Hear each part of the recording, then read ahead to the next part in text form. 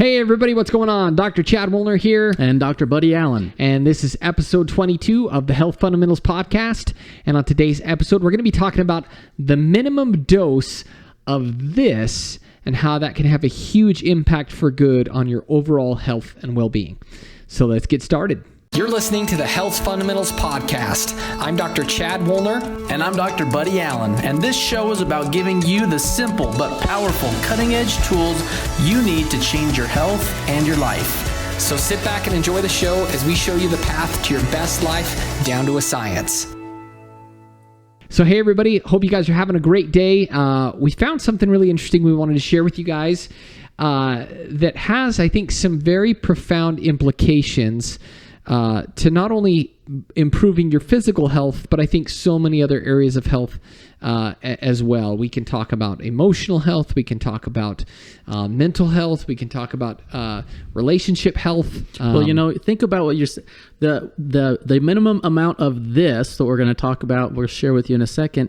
Think about all the minimums that we get for our health and well-being. We have you should drink at least 64 ounces of water. Right. You should have at least this many serving, of fruits and vegetables. Right. At least 7 to 10 hours of sleep, or 7 to 9 hours of sleep, or something. You know what I mean? It's like we have all these minimums, but this one kind of caught us off guard, and we're like, huh? But it makes sense when you think about it. Yeah, absolutely. So basically, what we're looking at here is there was a study that was done. It was published through the University of Exeter, and they said spending at least 2 hours a week in nature may be a crucial threshold for promoting health and well-being, according to a new large-scale study. Basically, what they did was they looked at people's overall health, and they kind of looked at commonalities and patterns, and what they seemed to find was that 2 hour threshold was the minimum that needed to be met. That anything less than that did not have the same level of effect or impact on people's overall health. Yeah, versus doing none at all or under that amount, It didn't have any difference. Yeah. Right, yeah. So, anything less than 2 hours didn't seem to have a significant difference or improvement. And so that minimum 2 hour threshold seems to be something profound or something special, something powerful happens at that point in time. And Dr. Allen and myself, this I think this episode couldn't come timed any better in that we're approaching fast approaching summertime. This weekend we're going to be celebrating the 4th of July. Yep. And probably by the time this episode comes out, we will have already celebrated that.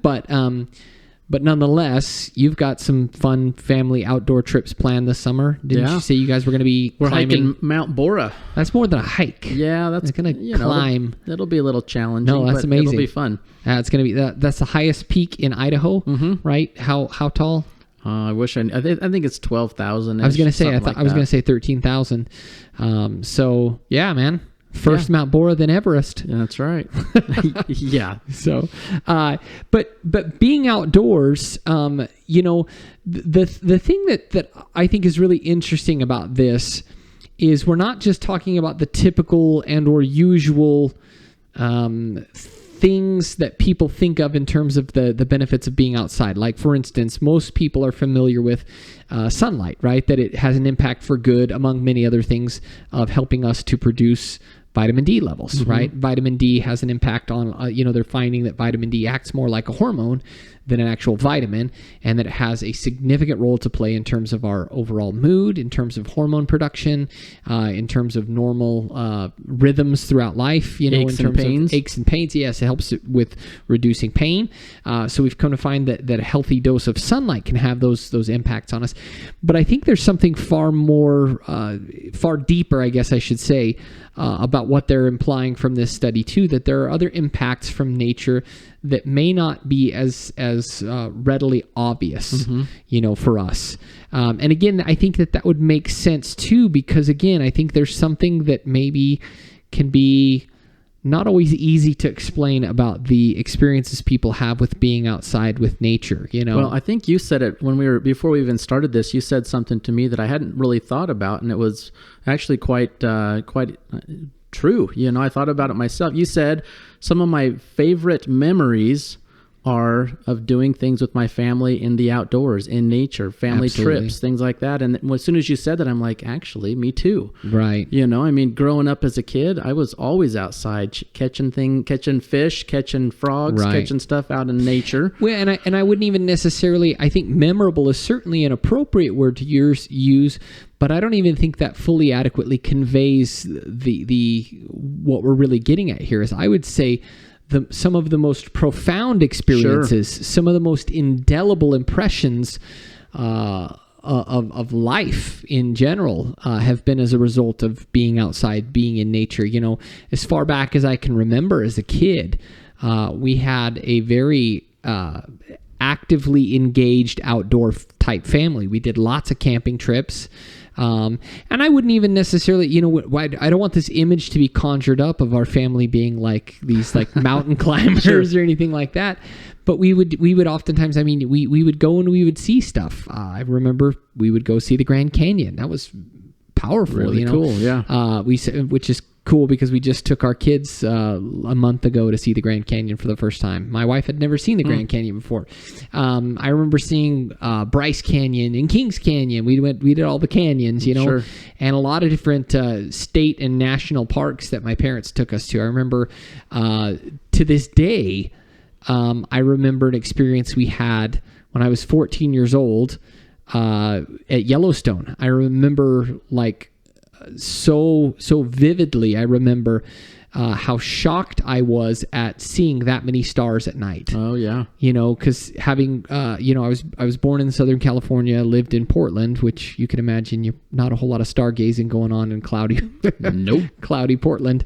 But then getting out to Yellowstone and seeing at night just the sky just literally blanketed with, you know, countless stars. I mean, Sure. to the point where you could see the Milky Way and you could see just so many clusters that it was just it almost looked cloudy. You know Sure. what I mean?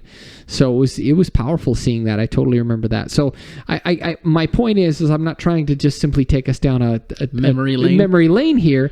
The point is nature is therapeutic. There's something profoundly or inherently therapeutic about being outside and being in nature.